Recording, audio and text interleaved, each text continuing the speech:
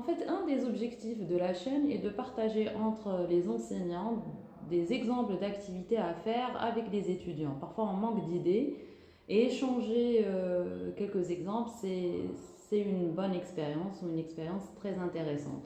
Alors, l'exemple d'aujourd'hui, les étudiants en deuxième année informatique vont réaliser une application pour une banque. Donc, ils vont un petit peu simuler le rôle d'un technicien dans une banque où ils devront réaliser la première tâche d'une banque, c'est l'ouverture de compte pour clients.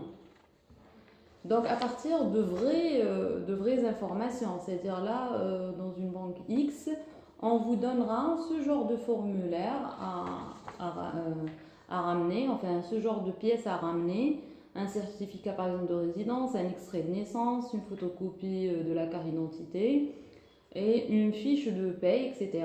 Et des informations sur le type de compte à ouvrir. Pour le cas de cette banque-là, par exemple, on vous donne soit un compte chèque, ou bien livret épargne, ou bien devise. Donc le client a la possibilité d'ouvrir un de ces trois comptes-là, ou bien les trois en même temps s'il veut. Donc tout dépendra de son salaire et aussi donc du montant qu'il a pour pouvoir ouvrir un nouveau compte. Un exemple, par exemple, pour ouvrir un compte chèque, le client doit débourser au moins 10 000 dinars. Pour ouvrir un compte de devise, par exemple, 100 euros pour pouvoir l'ouvrir. Donc, l'étudiant doit réaliser une application qui, déjà à l'ouverture d'un compte, on pourra afficher un relevé d'identité bancaire ressemblant à celui-là, avec les informations de base, code banque,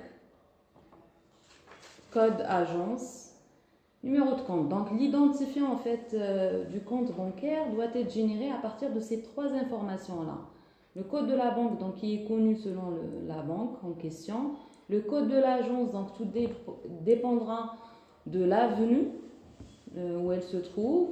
Donc c'est la seule information qui va changer. Et enfin, le numéro de compte qui est généré par le programme d'une manière aléatoire. Maintenant, les informations, c'est le client qui doit ouvrir un compte, ou bien un compte ou plusieurs. Donc c'est cette relation de composition qu'on essayera de programmer. Donc l'étudiant doit réfléchir à cette solution techniquement, comment on la programme en Java. Donc si on veut, il y a deux difficultés dans l'exercice. La génération de l'ID d'un compte à partir de trois informations, à savoir le code de la banque, le code de l'agence et le numéro de compte qui est généré aléatoirement. Et aussi, la deuxième partie donc, de la question est de réaliser la relation de composition, c'est-à-dire qu'un client a un compte. Comment on implémente techniquement cette information? Voilà un type d'exercice à réaliser qui met en pratique la notion de composition pour une classe et la génération aléatoire d'un ID. Voilà, c'est tout pour aujourd'hui.